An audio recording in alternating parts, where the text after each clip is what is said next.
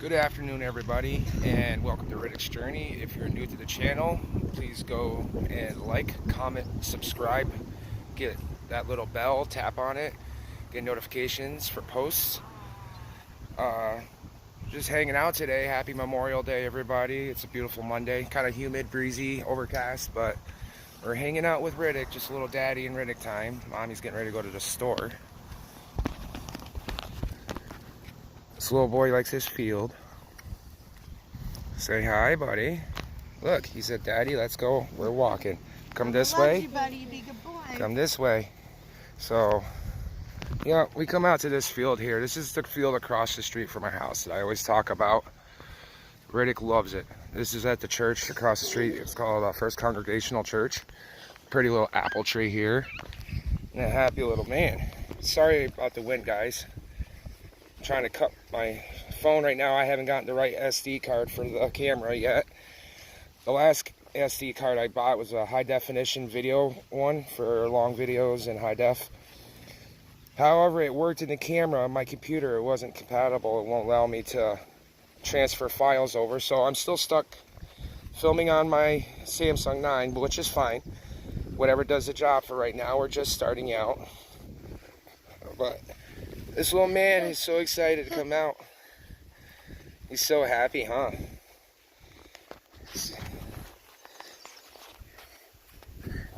We always go out before nap time, and his nap's coming up. Sorry about the shakiness, guys. Try to hold the camera and run with the little boy and stop the wind from hitting the mic. Look at you. He just takes me and he runs me up and down this field all day, so yeah, it's been a good day so far. You know, we've been hanging out, watch TV, and some Dory and some Word Party, a little bit of YouTube videos, and Mommy got into this contest today for Facebook. We joined a lot of stuff like that. She is a stay-at-home mom, and I'm the one that works, so with Riddick's Social Security and my income, sometimes money still be a little tight, so she's got this little hustle going on. Give her props on it. She is a part of a lot of groups where she funds people and gets funded back, and then she'll join groups where you win money and stuff. So today we won $100, which is awesome, you know.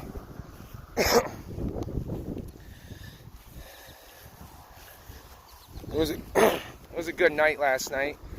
We stuck with the thing that we've been trying, where we turn the lights out for Riddick at the end of the night, put a movie on that's kind of calming for him, which Dory is pretty calming, and we have this little projector that lights up literally the whole entire room, walls, ceiling, and anything that's in the way of stars and moon. Basically, it rotates. You can change different colors. You can put a time setting on it, and it'll go for hours like that. So for the last hour before bed, we sit and we put that on. We watch TV and cuddle, and Riddick has been responding really well to it. He's within a matter of like a half hour, he goes to sleep, and it's usually a good night. You know, he sleeps all right. He sleeps through the night most parts. I mean, he might whine and fuss a little bit, but yep. So day 2 of that, and so far it's successful, and Riddick's in a good mood today. He's not nearly as upset or cranky today, though. We're still running into some issue with his collar on his neck. The padding gets worn down, so the collar itself is cutting in. I don't know if it'll show it or not, but it leaves a little mark here. Stay still, buddy. Come here. I don't know if you can see that right here, but Mommy's gone to go get some moleskin for it. We tried changing the padding out, and it did work for a day or so. He was happier, and then we noticed he started throwing himself down again. And when he's in pain or something that he doesn't like, he hits himself. As many knows, autism, when there comes with meltdowns or getting upset. Sorry about the wind, guys. This is really windy out. It wasn't like this windy earlier. But anyways, when he gets upset, he self-harms, or he'll hit and harm whoever's near him or closest to him. So he was hitting himself in the face. We got to do something to get him calm. We only got like a week left. We go to Boston on the 4th to get the collar taken off, hopefully. He's got to do imaging for a CT CAT scan, and I think maybe an MRI if possible. and then we'll see his our orthopedic doctor for his spine, find out what's going on there, and maybe hopefully we're going to be leaving without a collar on and a more mobile Riddick. We'll be sure to do later on in those videos, we'll do a nice little short video on his neck and go a little bit more in depth and detail of what they did so you guys can see. Yeah, outside of that though, this kid is healing's great. Like in the hospital, if you go on our Facebook channel, Riddick's Journey, don't forget to go there too. Also follow us and like, comment. The link is in the description of the channel. So I can't break away from this wind. We may have to go back across the street, little man, because it's too windy over here in this field. Sorry again if there's a lot of breeze. Like, it is really strong wind today. It wasn't calling for any like this. You want ready to go for your car ride? We're gonna go back over, that way there's a little bit more coverage. Go on your swing. You gotta make sure he hits the swing. That's his thing. That's his jam. We tried this one over here, but he's a little too scared of it. He doesn't really like get into it. I tried the slide as well. As much as Sissy loves the slide, Riddick is petrified of it. He'll go down it and he'll like it, but then he's scared of it. And it's kind of weird. But you'll have that. Children with autism, every day things change. You know, one day it could be he wants to, oh, what are you doing? That's backwards, bud. You're backwards. He's stuck. Come on, step down. Good job.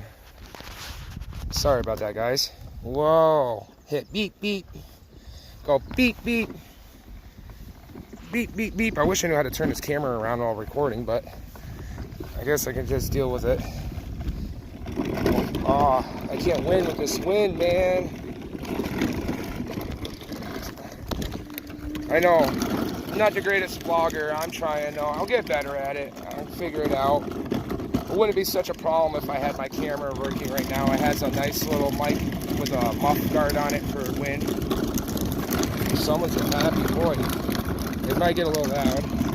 He said, come on, Daddy, let's go.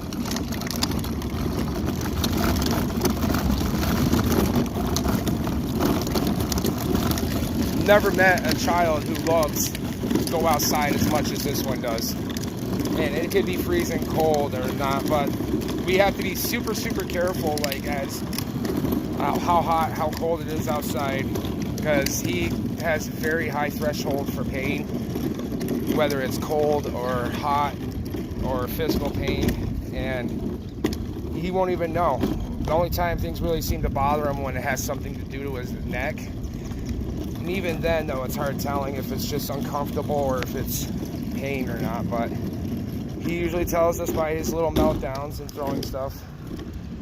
He's even been better with that. He's been patient, and when he wants something, he lets us know in his own little way, like dragging us over. He signs to us more. He'll go to it and say more. We're trying to teach him sign language. We bought a book. Trying to learn sign language to teach sign language is pretty hard to like try to remember, because seeing like the pictures and stuff is completely different from watching like the actual movements of the hand, knowing whether or not we're doing it correctly. Oh wow, look at my lawn. Just mowed this the other day. The lawn guys are coming tomorrow. But yeah, and anyways, back to the sign language part. It's hard to get this sign language right. You want to do it right, because Riddick's not going to be the only person we talk to and sign with. You know, you're going to encounter people in the community, in towns, hospitals, whichever, that require like to be able to talk that way. I know cell phones are a big thing for communication. People will type out what their message is and what they want, and then they'll show it to you, as at some jobs I've had in my past. And even now, we get the occasional deaf person that comes through and signs to us, or they'll show us a message and stuff. So basically, that's it. Oh, he said swing time. Come on, Daddy. He's got a little death grip on me, boy. Hold on, Daddy has to set the phone down, okay? He's got fishies still in it. I gotta find something now to put this on. Maybe I will use the slide for now. Set it up. I know you guys are probably sick of seeing the slide. Or not the slide, I'm sorry, the swings, but it's what I got for right now. We're working on a playhouse. It's supposed to get delivered today, but hold on. Yep. Playhouse is supposed to get delivered, I think, either today or next week. I thought it was supposed to be today, but Daddy's gonna put that together for them. That way they have a little playhouse to go in, and Sissy will absolutely love it, of course. Ready? He said, I'm so excited because, thank you. Ready? Whoa. You know, I never understood. There's a lot of things that Riddick is afraid of, but he's also super curious. And like Riddick's biggest fear, and this is his biggest fear since the day he was born, water. Him and water do not get along. Like, you can bathe him a little bit. You can, like, if he's in the tub with me and I got my shorts on or something, he'll sit on my lap and he'll be fine. He'll go into swimming pools if I'm holding him. But if you put him in the water by himself, he loses his mind. He screams, he cries. It's traumatic. So we get stuck bird bathing him a lot. And it's kind of weird because from my understanding that children with autism, adults with autism have a fascination with water. They're naturally drawn to it. Oh, Daddy's got to fix your swing. You're a little sideways. But he has definitely a healthy curiosity about it. He enjoys watching like the faucet run. He'll even stick his hand underneath it. Our river out back, I don't know if you guys remember seeing it in previous videos or not, but he loves going down there to sit to watch the water go down through. It's really peaceful and relaxing, I think, maybe for him. I know it is for me. Built it a little while ago, probably 9 years ago, for my kids, for a swimming hole for Gabby and Liam. Again, you guys met them in other videos, I believe, unless they were the videos that I couldn't get transferred over and I lost them. I lost like 2 hours of footage last week, and I made multiple attempts to make my first uploads. Look at you, big boy. You just got that happy little smile on your face. He said, the wind in my hair don't curl. Look at that crazy ass curls. Sorry about my language. We've been putting it back in like a little ponytail for him too. Help keep him out of his eyes. He's not really a big fan of the wind blowing his hair. Occasionally he'll tolerate Daddy's hat on his head. Though lately he hasn't. I think I need to set this down so I can fix this camera again. This is a little, or not camera, but the swing. Listen to me, I can't even talk. Ugh. It's been a long week. Been kind of stressful the past few days. Not necessarily with the kids. But as you all know, autism is very hard. And it's hard on the parents. You know, most parents with autism, they don't make it. You know, me and Angela, we've been together almost 10 years. We're on year 9 right now, and we've definitely had our problems. We've broken up. I've dated other people. She hasn't necessarily, but it's been a rough road, and we've always worked through it, and we've always got back together. And we've been through the death of a child. We've been through DCF issues. We've been through drug use and rehab and relapse, and then back to rehab, and now sobriety and stuff. We're going on 4 years sobriety. I never been a very big drinker for alcohol. I have had my share of drunken nights, though. Don't get me wrong. Who hasn't? But now, like, I had my biological father, he was severe alcohol. I'm sorry, I can't speak. Severe alcoholic. So it ultimately is what killed him. It caused his heart disease. He was to the point where he was literally prescribed beer because if not, he would die without it. They were, during a triple bypass surgery, more worried about his lungs because of how heavy of a smoker he was than his actual heart itself. So if that tells you anything. Well, let me fix this swing real quick and get back on topic.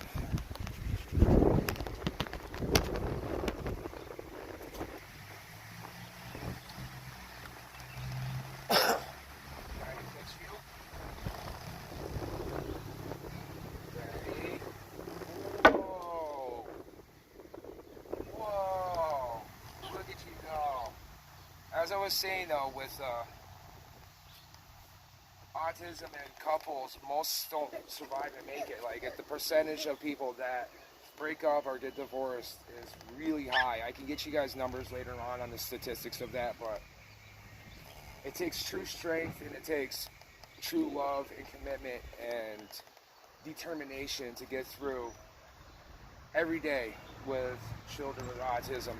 Because on top of the stresses of the relationship, the quirks, the things that piss each other off, you know, you also got the added opinions of what's the best way to deal with children with autism, and what's the best way to handle punishment, and what's the best way to handle reward. And you know, it's a big difference of opinion between Angela and I, where she's more of a nurturer, she's a loving kind, and she's, as am I, but I am also a disciplinarian. I believe that despite the autism, that these guys with a little hard work and determination can be taught. No, they can be taught not to do things. They can be taught right from wrong, which they can, you know. Autism isn't a disability. Well, it is a disability, but it's just a challenge. It's an obstacle for us to get through. It's something that's lifelong. It's something that takes a lot of commitment to doing and a lot of determination and hard work. And I believe that despite his mental disability and his lack of communication, that we can overcome and teach him, okay, you can't do this because it's going to hurt you. You can't do that because it's going to do this. Or you can't hit yourself because that's going to hurt you as well. And you have to be nice. You have to be calm, and not so much calm, but gentle and loving, and love yourself. And I am determined to teach my kids that. And sometimes it takes a little bit more of a firmness when correcting them, because with Riddick, he's kind of selective hearing. If you were to call to him, he would come right to you if it's something he wants. But if it's something that he knows is bad, you know is bad, but he'll act like he doesn't hear you. He'll ignore you in selective hearing. And that's where like things usually go awry with Angela and I, and we'll get a little bickering going, because where I feel like he listens any other time with something that he wants, or he wants us to show us something, and he wants to ask something, he'll get attention, communicate, and listen. But when it comes to something that he shouldn't be doing, like say our bedroom, we have a window. It's pretty low, lower than most windows, and there's a baseboard heat right there. He likes to stand on that, pull on the windowsill, and lean forward into the window. So lately, I've had to put a baby gate up. But when you say, no, Riddick, no, Riddick, no, and he doesn't respond, he won't look at you, he acts like he doesn't hear you. So firmly, you'd be like, hey, no, deep voice, firm and hard. Sometimes I do get upset, and I might yell a little bit, but you know, every parent yells at their kids. Every parent corrects their kids. Every parent punishes their kids. And we can't let autism be that disability that determines us whether we punish our kids or try to teach them. Because if we can't be firm with our kids and stern and punish them when they do something wrong, then how are they to learn what's right from wrong? How are they to learn that they can't do that? With autism, there's only so much that you can say to somebody that has it to get them to understand, depending on the level that they're at. If they're high functioning, low functioning, nonverbal, so they are just as capable of learning. We just got to find the right way to do it, and we're working on that right now. Angela's also going through a lot more emotionally and mentally with the kids, and in terms of that, because of the loss of our son, where it's been about 6 years. I'm a lot further in my healing. I will never get over the loss of my son. I'll never get over his death. I will never get over the fact that I couldn't save his life when I was doing CPR on him. But I also know that I can't live my life in fear for the kids that we have now, that we got to allow them to be kids. We have to allow them to do the things that kids do. And there's a little fine line right there between Angela and I, because of her fears, because of the depression, and because of everything that happened with my son. She is very scared to do even the simplest things with the kids that they should be doing right now. Like, say, walking up and down the stairs, taking steps, or even being alone in a room for a minute, jumping around or running around, because she's so worried about getting hurt, because she's so scared that we're going to lose another kid. And though the probability is low, there is still always a possibility, and that goes for anybody. And I can't live my life in fear and wondering, like, what's going to happen if I let my son do this or that. I got to be able to trust him a little bit. I know that he's okay. I know what he is capable of, and I remind myself of this every day, so that way I don't project my fears and my worries and my doubts onto my kids. I don't hinder their growth, their milestones, and their fun or their learning experiences because I'm scared of something, of like a scraped knee, or maybe the possibility that he's going to take a bad tumble one day. You know, it's going to happen, you know. And I understand too, because she's worried that with Riddick's cervical kyphosis and the surgeries, he's not allowed to have contact sports. And hard falls, we have to go to the hospital. We've done it before already. So basically, I lost my train of thought. I'm so sorry. So yeah, basically she's like oversensitive and worried that he's going to hurt. And it's good to be protective, and I agree with it. And I'm glad she's protective, you know, and I'm just explaining like the difference between her and I. So a lot of the times when it comes to physical things like going for walks, playing, jumping on the bed or wherever, he has a trampoline too that we play on. Doing those things, I understand that there's things that the kids need to do, that there's always going to be that risk of something happening. And as Angela always tells me, accidents happen for a reason, and yes, they do. You know, sometimes it's a fault of another or the person, or sometimes it's not. But you can't live your life in fear. It's no life to live. You're never going to go anywhere, accomplish anything, or enjoy your life and do things that you would enjoy if you live your life out of fear. And you got to live like that when it comes to children with autism. I do not let my kids see themselves as different from anybody else, regardless of their disabilities. Riddick, even though he's autistic, I treat him like he's any other child, the way he, you know, except for when it comes to punishment and correcting, because obviously there is a difference. He is only 3, but like, say my older kids too, who suffer mental delays and disabilities, if you treat them differently, they're going to feel different, they're going to act different, and they're going to have emotional problems and depression because of it, because they're going to feel like an outcast, they're going to feel like a freak, they're going to feel like everybody's staring at them. We deal with that a lot as it is with Riddick, and so we try to teach him and instill into him to have fun. You're no different from anybody else. You're capable every bit of the way of doing anything you want like anybody else is. So basically, you know, that's the lesson for today. Like, children and autism is you can't treat them differently. You can't treat them like they're gonna broken, like they're gonna get hurt, and they're gonna like possibly have something wrong with them, you know. And you can do this in a way to still let them know and teach them that there's still mean people out in the world. There's still people who are gonna see things and view things and think things differently from the way you are, and you can't let that hold that back. Ain't that right, buddy? Say, I can do anything anybody can do, and I can do it better. Say, anything you can do, I can do. I can do anything better than you, right? Yeah, I can do anything. And he is such a determined little boy, and he's very clever, very smart. Whether you're trying to teach him or not, and he watches you, and whether you think he sees something, he sees it. He more than sees it. He learns it, and he memorizes it. He's obsessed with my Xbox and shutting the lights off because he likes electronics and lights, and he knows he's not supposed to, but he does it. And there's some things that kids, no matter how much you teach them, they cannot help themselves. So I just want to throw that out there too. Nothing's impossible to stop from happening, but nothing's impossible not to teach. All you can do is just keep going and keep that routine and stay on that routine and keep consistent, and you're going to be all right. Treat your kid like you would anybody else. Treat your kid like as if there's nothing wrong with them.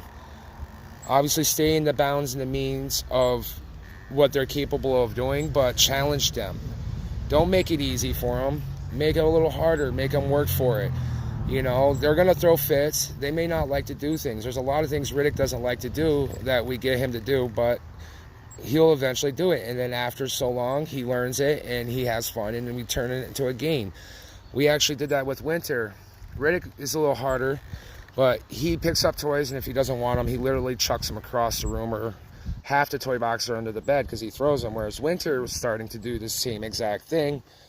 So we made a game, and if you want, you can see the video on our Facebook page at Riddick's Journey. Again, if you're new to the channel, The link is in the description, and you can go and check it out. But we made a game out of Winter picking up toys and putting them away. And praise is like huge when teaching something to a child, especially with autism.